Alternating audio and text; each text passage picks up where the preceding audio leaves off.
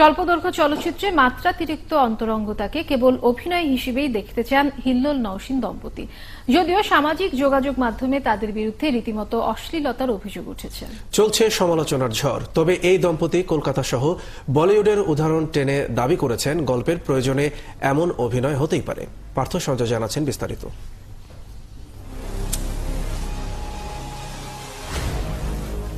মুখোশ মানুষ নামের স্বল্পদৈর্ঘ্য সিনেমার এই অংশটুকু দেখানো সম্ভব হলেও দেখানো যাচ্ছে না অনেক কিছুই। এই চলচ্চিত্রে এমন কিছু দৃশ্যায়ন করা হয়েছে যা টেলিভিশনের পর্দায় আনা যায় না।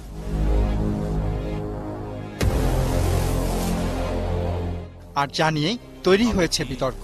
অভিযোগ উঠেছে সিনেমায় দেখানো অন্তরঙ্গ দৃশ্য দেশের সামাজিক প্রেক্ষাপটে গ্রহণযোগ্য হয় না। যদিও হিল্লোল নওশীন দম্পতি বলছেন গল্পটি সত্য ঘটনা অবলম্বনে, আর তারা কেবল কিছু দৃশ্যায়নে অংশ নিয়েছেন। আমাদের সমাজের খুবই একটা ন্যাচারাল একটা স্টোরিটাকে এখানে পোট্রে করা হয়েছে। দুটো ফুল একসাথে এমন হয়ে গেল, দ্যাট মিনস তারা মা বাবা হয়ে গেল এবং সুখে শান্তিতে বসবাস করলো। সেই যুগ এখন আর নাই। এটা টিভি না, এটা শর্ট ফিল্ম। তাই যদি হয় তাহলে আপনাদের স্যাটেলাইট চ্যানেলে যে ওই যে বিভিন্ন ইদানিং কালের গান, কি বেবি ডল, মেসোনেদি, সানি লিওনের গান কিংবা পিঙ্ক ক্লিপস, এগুলো গান দেখা মানে এগুলোর চ্যানেলগুলো বন্ধ করেন। এমন অভিনয়কে সাহসী বলছেন কিনা প্রশ্নের উত্তরে এই জুটি পাশের দেশের উদাহরণ টেনে বললেন চিরাচরিত অভিনয়ের বৃত্ত ভাঙার সময় এসেছে।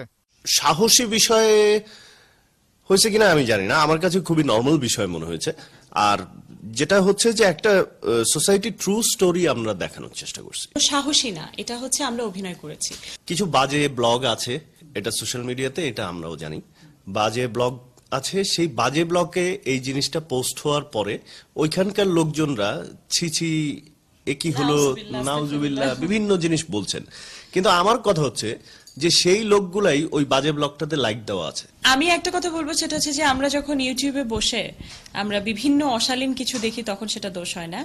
যখন বাড়িতে বসে হোম থিয়েটারে আমরা বড় টিভি পর্দায় আমরা কলকাতার বাংলা ছবিগুলো দেখি কিংবা ইংলিশ ছবি দেখি কিংবা হিন্দি ছবি দেখি, তাতে কিছু হয় না।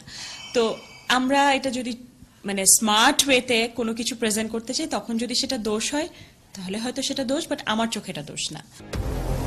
ছবিটি পরিচালনা করেছেন ইয়াসির আরাফাত জুয়েল। আমি তোমাকে ছাড়বো না, আমি তোমাকে ছাড়বো না।